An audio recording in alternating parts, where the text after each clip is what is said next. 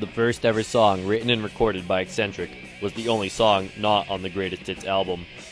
Rock Tumbler, as it was named by Adam, had its strengths, but was filled with too many weaknesses. Yeah, Rock Tumbler. Rock Tumbler! Whew! That was a doozy. That was what you would call what we call in the music biz, pile of shit right there. Kind of just erupted. It had some potential. It had a really thrashy aspect to it. But it was a little too much, too fast, without much thought or effort put into it.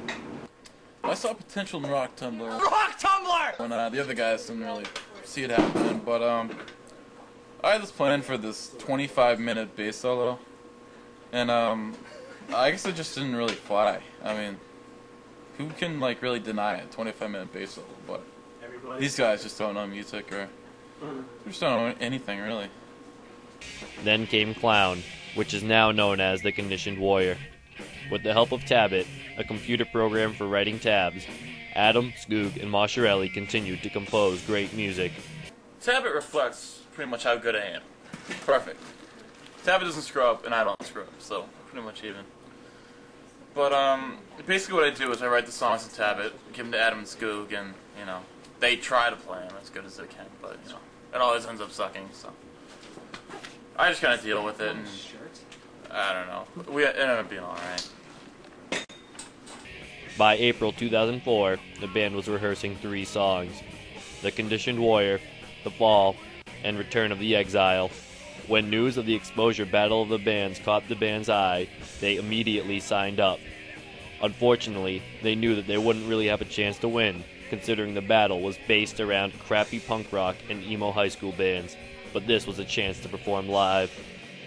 O'Keefe felt it was up to him to kick off the performance. Good. Good. Are we good? Alright. Alright, so for the Palladium, figured I needed some kind of entrance, get the fans all riled up. Figured, what better else than the kick? But the kick in the intro has to be well timed. You just can't go out there, not everyone can just go out there and do any kind of kick, Can't just waltz out there, spontaneously and just whip out the kick and expect it to be, you gotta plan these kind of things. So there went into a lot of planning of the kick. So first, you gotta figure the location. The distance you need to go to get the kick going. You need some warm-up time, some running time. So you just can't jump and kick. That's a no-no, and what us kickers know, it's a no-no. Ooh, a little strong, but yeah. So figured out the distance, and the mic. The mic's got a position. We had a. Actually, I forget what the fuck the mic did, but you had to position the mic out in the middle of the stage in the correct spot of where I would run, kick, pick up the mic, start the show. So, figured that out, and magic happened. The magic, kick, mic. Yep.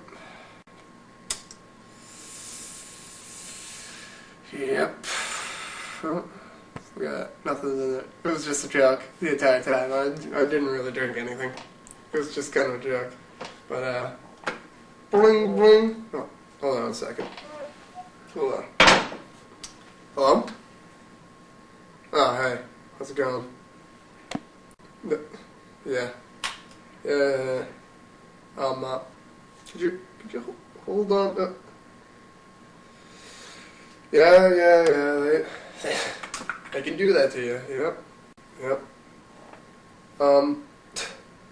See, I'm kind of doing this video thing, some DVD. Yeah. I'm kind of busy. Could I call you back? Around 6 or 7-ish. How about that? Sound good? Alright. Alright. Yep. Yep. Yeah. Kinda busy. Kinda busy. Kinda busy. Alright. Alright. So. Oh yeah, the cake. So yeah, the Palladium show, that one started off hairy too, because just by luck, not only am I nervous in front of another crowd of millions of people, but the double bass pedal has to be broken. So the intro music is starting, and I'm the one that starts out the song, and first song needs double bass to start it off, so I was panicking, jumping all over the place, and it's probably one of the queer punk kids that was before us that messed it up. But anyways, like, aside from the fact that punk music sucks, and emo, I don't even know why they had double bass for emo bands, but I got it fixed, got the band going, and pulled off a great show again. In fact, eXcentric turned out to be the second largest draw for the concert. The set list included their 3 original songs, as well as a cover of Last Caress as a closer. But the band was cut early due to the band before them going over their time slot. So at the beginning of the show, we're feeling out the crowd, and it was all a bunch of punk kids in their Converse shoes, and so we decided that throwing out a Misfits cover, a little punk flavor into our music, we went over the judges and get the crowd really into it. Unfortunately, it never came to fruition. No video footage of this concert was recorded, but pictures were taken to capture the stage presence of this heavy metal power.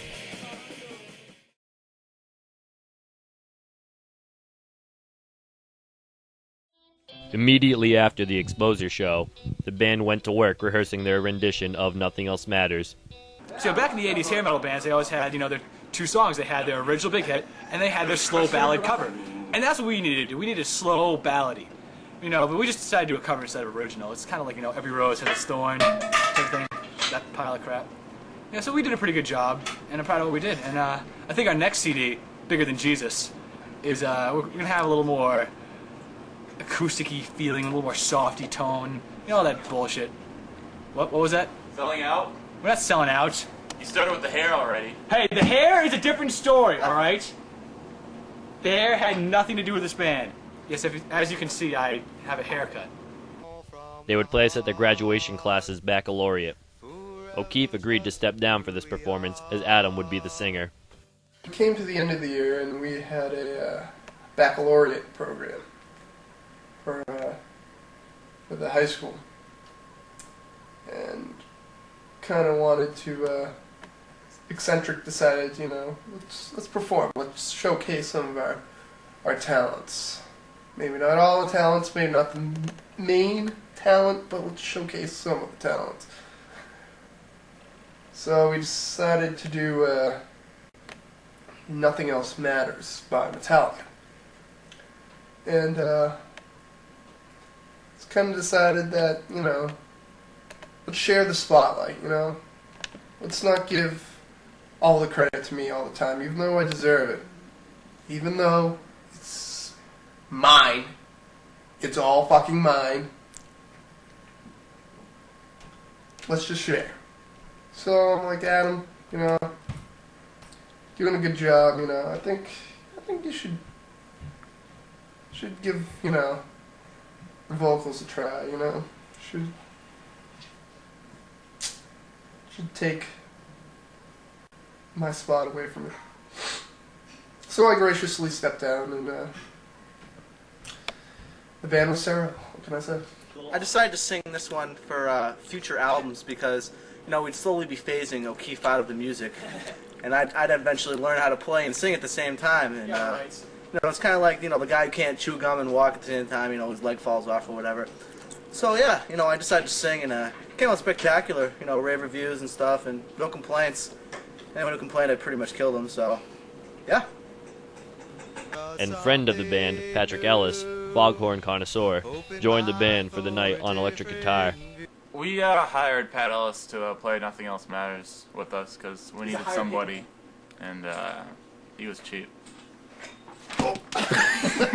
The crowd was pleased with this heart-touching performance as the band said goodbye to their class and looked toward the coming separation the college would bring.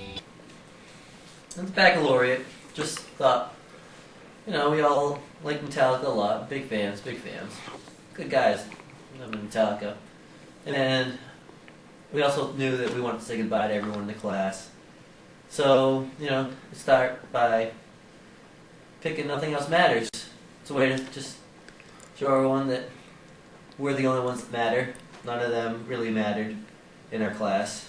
It was just us 5 guys. Well, maybe not so much Scoot, but the other 4 of us. We really made a difference, brought something good to the world, and we would be for years to come. So it was a good way to say goodbye and tell them that they were all worthless. Each member would go to a different college than any other, and they would have almost no chance to practice again until May 2005.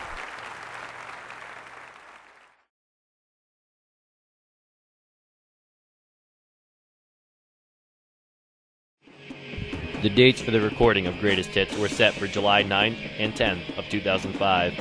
Yeah, I took all the responsibility for finding a recording studio for Greatest Hits. And without me doing that, we wouldn't have a CD right now. We just have a shitty little demo from 6'2's basement. And so, it was a lot of work to do. I got no help from any of these douchebags. It is true. They know it. They're just riding my coattails, those fucking assholes. But yeah. So we got it done. I got a fantastic deal on it. It was sweet. And so we got the stuff recorded. The only thing we didn't do was master it. But it still sounds pretty amazing. Especially compared to a lot of the other metal bands out there. I think we can hold our ground, if you will. The band has added 3 songs to their repertoire, writing them on tablet while at college and learning them separately at each school. These songs became Patriots Day, Unwanted Memory, and Faithful Delusion. Herman, who is also known for his fluency in Foxanese, was also having trouble keeping up with the several double bass parts in each song. Double bass. Oh, that's 2 words right there.